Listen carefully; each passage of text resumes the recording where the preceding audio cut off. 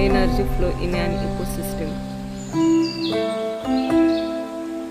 आमच्या चॅनलला सबस्क्राइब करा, बेल आयकॉन दाबायला विसरू नका, लाईक करा आणि आमचे व्हिडिओ शेअर करा.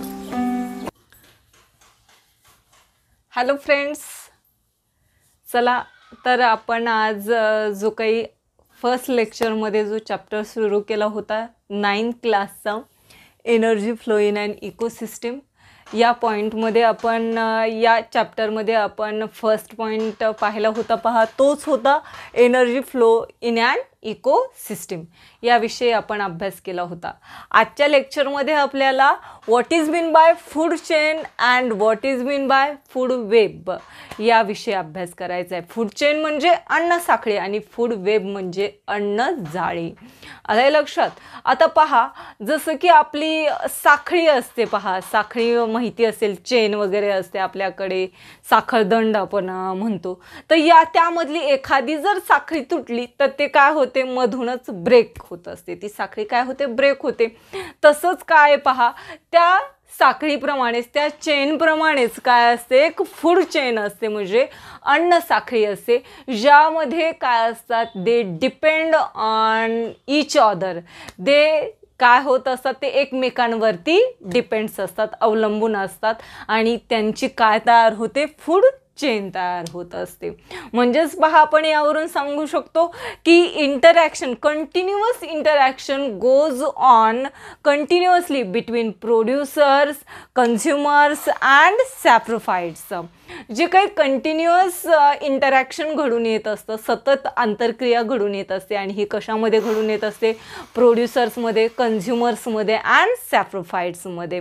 ओके, अँड देन पहा, and decomposers, there is a definite sequence, there is a definite sequence in the interaction which is called as food chain. आणि यामध्ये काय असतं रे, सतत त्यांच्यामध्ये आंतरक्रिया सुरू असते, त्याला आपण काय म्हणतो, फूड चेन असं म्हणतो. पहा, याची डेफिनेशन आपण फर्स्ट लिहून घेऊ. Interaction goes on,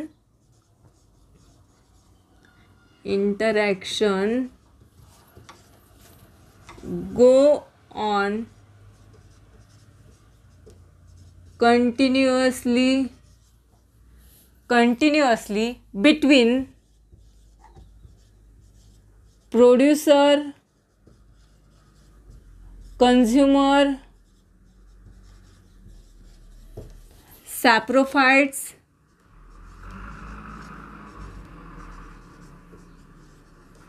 decomposers.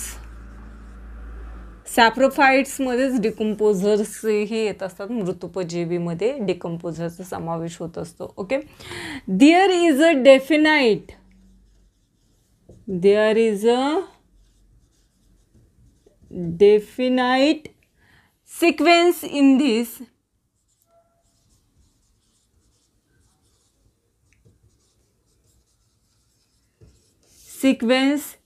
This interaction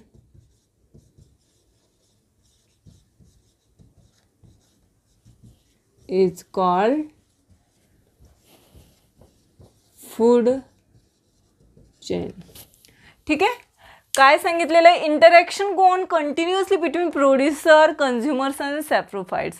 म्हणजे प्रोड्युसर उत्पादिते, भक्षक आणि सॅप्रोफाइट्स म्हणजे मृतोपजीवी सजीव, यामध्ये सतत काय घडून येत असते, आंतरक्रिया घडून येत असते. आणि अशा जो काही सिक्वेन्स आहे यामधला, या प्रोड्युसर, कन्झ्युमर्स आणि सॅप्रोफाइट्समधला जो डेफिनाइट सिक्वेन्स म्हणजे एक विशिष्ट अशा प्रकारचा जो क्रम असतो, तर त्याला आपल्याला काय म्हणायचं, फूड चेन असं म्हणतात. म्हणजे पहा, हा सिक्वेन्स कसा असतो, पहा, म्हणजे काय सांगता येईल, प्रोड्युसर्स आपल्याला माहिती आहे, producers they make their own food. Okay, in producers consumers are depends upon producer.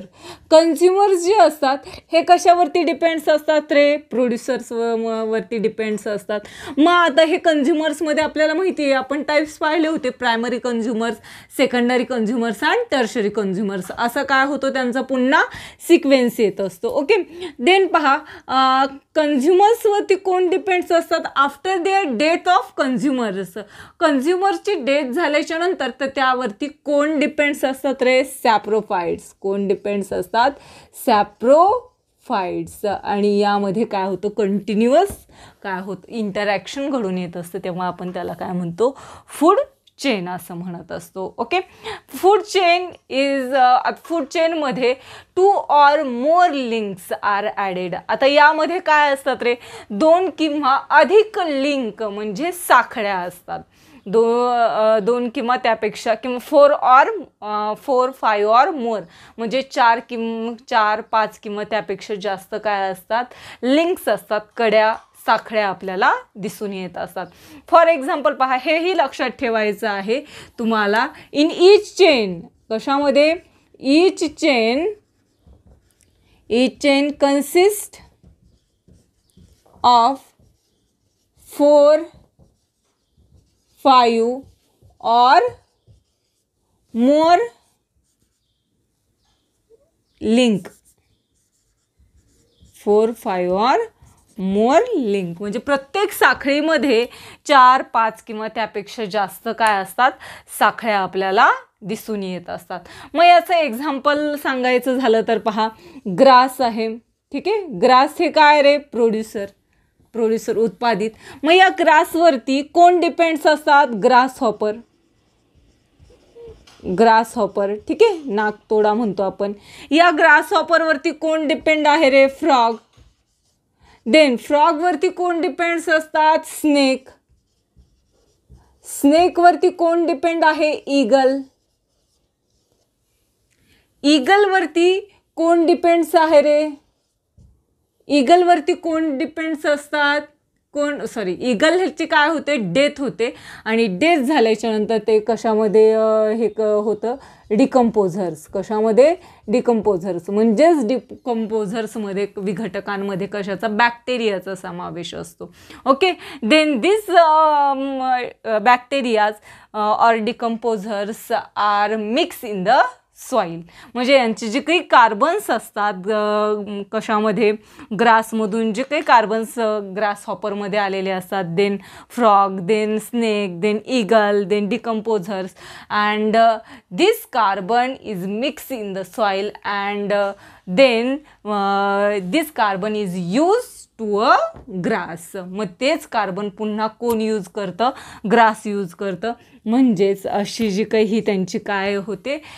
साखळी तयार होतेच, ते चेन तयार होते. आणि याला आपल्याला काय म्हणायचं आहे? Food chain, which is depends on each other. जे की कशावरती? एकमेकांमध्ये काय असतात? डिपेंड असतात, एकमेकांवरती अवलंबून असतात. तेव्हा त्याला आपण काय म्हणतो? फूड चेन असं म्हणतो. आला असेल पहा तुमच्या लक्षामध्ये. तर यानंतरचं आपल्याला पाहायचं आहे. पहा, हे काय पाहिलं आपण? फूड चेन पाहिलं, फूड चेनची डेफिनेशन. त्यानंतर हे कसे डिपेंड्स आहेत हेही पाहिलं, त्याचं एक्झाम्पलही पाहिलेलं आहे. ओके. आता यामध्ये आपल्याला पहा, फूड चेन जे आहे, फूड चेनच्या नंतर आपल्याला फूड वेब म्हणजे काय हे माहिती असणं आवश्यक आहे. What is mean by food web? Food web म्हणजे काय हे माहिती असणं आवश्यक आहे. तर पहा, आपण याचं सांगू शकतो, each chain consist of 4 or more links. हे आपल्याला माहिती आहे. In ecosystem consist of many food chain and their interaction at various level is called as food web or form food web. म्हणजे पहा, जे काही आपण फूड चेन म्हटलं की काय? की grass is depend, grasshopper eat grass, then frog eat grasshopper, snake eat frog, then eagle eat snake, and then eagle decompose, ईगलचं डिकम्पोजिशन होतं आणि ही चेन जी आहे ही सारखी सतत चालू राहते, याला आपल्याला काय म्हणतो, फूड चेन म्हणतो. परंतु अशा प्रकारचे जर मेनी चेन्स, फूड चेन्स, अशा प्रकारच्या जर अनेक चेन्स असतील, म्हणजे अनेक जर अन्न साखळ्या एकमेकांवरती जर डिपेंड असतील, तर त्याला आपण काय म्हणतो, फूड वेब असं म्हणतो, म्हणजे अन्न जाळं असं म्हणत असतो. आलंय लक्षात. मग आता पहा, यामध्ये फॉर एक्झाम्पल आपण सांगू शकतो फूड वेबचं, जसं की इन्सेक्ट जे असतात पहा, insect is depend upon plants. Insect जे आहेत हे कशावरती डिपेंड्स आहेत रे, insect is depend upon plants. ठीक आहे. परंतु इन्सेक्टला खाणारे जे असतात हे एकच आहे का, नाहीये. इन्सेक्टला कोण खाऊ शकतात रे, फ्रॉग खाऊ शकतात. कोण आहे, फ्रॉग. त्यानंतर वॉल लिझार्ड. आणखी कोण खातात, बर्ड्स खातात. ठीक आहे. म्हणजे इन्सेक्ट जे आहेत, इन्सेक्ट वरती कोण कोण डिपेंड आहे, फ्रॉग आहे, वॉल लिझार्ड आहे, बर्ड आहे. मग त्यानंतर फ्रॉगवरती कोण आहे, स्नेक डिपेंड्स असतात. त्यानंतर वॉल लिझार्डवरती आणखी कोणी असेल, बर्ड्सवरती आणखी दुसरे असतील. अशी काय होते, यांची जी काही चेन आहे, फूड चेन आहे, ही काय होत जाते, इन्क्रीज होत जाते. आणि हे कशावरती, एकमेकांवरती कसे असतात, डिपेंड असतात. तर तेव्हा त्याला आपल्याला काय म्हणायचं आहे, फूड वेब असं म्हटलं जातं. मग यावरून आपण पहा फूड वेबची डेफिनेशन सांगू शकतो. If these are interact with other food chain, such an intricate network is called as food web. What is meant by food web? If this intricate with other food chain,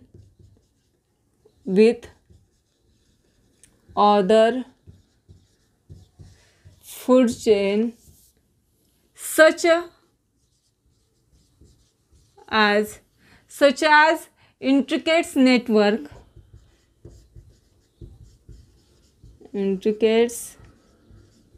network is called food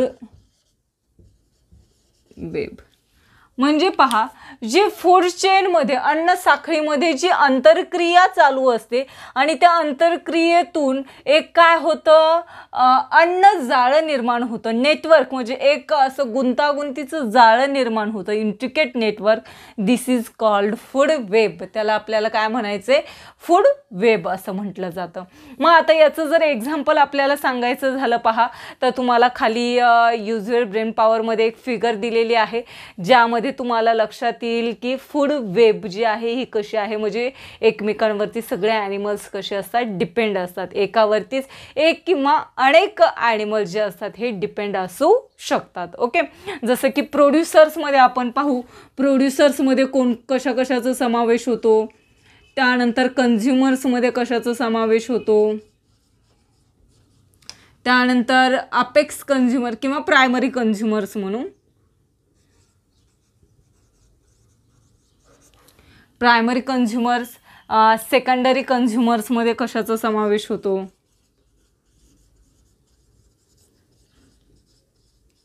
हे आपण त्यावरून पाहू. आता प्रोड्युसर्समध्ये आपल्याला कोणकोणते सांगितलेले आहेत रे, कोणकोणते प्लांट दिलेले आहेत. प्रोड्युसर्समध्ये आपल्याला ग्रास दिलेले आहे पहा, ग्रास. त्यानंतर आणखी काय दिलेली आहे, बनाना ट्री दिलेली आहे.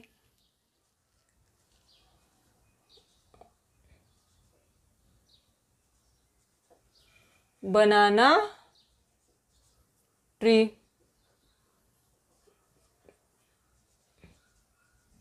त्यानंतर ट्री दिलेली आहे पहा, झाड. हे काय प्रोड्युसर्स आहेत. ठीक आहे. मग आता प्रायमरी कन्झ्युमर्स कोणकोणते येत आहेत यामध्ये, तर स्क्वेरल येते,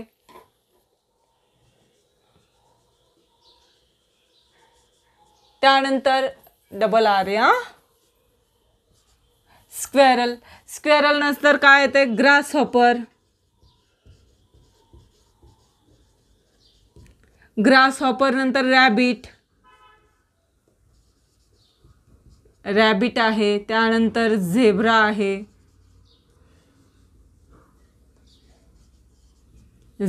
त्यानंतर मंकी. हे कशामध्ये येतात? प्रायमरी कन्झ्युमर्समध्ये. आणि सेकंडरी कन्झ्युमर्समध्ये कोण येतात रे? स्पॅरो, कॉक, त्यानंतर फॉक्स, टायगर. हे कशामध्ये येतात? सेकंडरी कन्झ्युमर्समध्ये येत असतात. म्हणजे हे कसे आहेत रे? एकमेकांवरती सगळे कसे डिपेंड्स आहेत. आणि जेव्हा हे एकमेकांवरती डिपेंड्स असतात तेव्हा त्याचं काय तयार होतं? फूड वेब तयार होते, म्हणजे अन्न जाळं तयार होतं असतं. आलंय लक्षात? म्हणजे अशा अनेक जे काही फूड चेन आहे ते एकत्रित आल्याशिवाय नंतर काय तयार होतं? फूड वेब, म्हणजे अन्न जाळं तयार होत असतं. जसं की पहा, अगोदर काय होतं आपल्या मोबाईल्समध्ये, मोबाईल जे आपण विचार केला तर फक्त काय होतं? BSNLच होतं. आणि BSNL या टॉवरवरती सगळे डिपेंड होते. परंतु पहा, आजकाल जे आहे रिलायन्स झालेलं आहे, आयडिया झालं आहे, एअरटेल झालं आहे, BSNL झाले. म्हणजे हे जे काही मोबाईलचे टॉवर जे आहेत यांचं एक काय तयार झालं आहे रे? जाळच तयार झालेलं आहे, नेटवर्कच तयार झालेले. त्याला आपण काय म्हणतो? Food web. फूड वेबच म्हणतो. जसं की हे काय अनेक असे काय झालेले टावर एकत्रित येऊन काय तयार झालं? एक फूड वेब, म्हणजे जाळं तयार झालेलं आहे.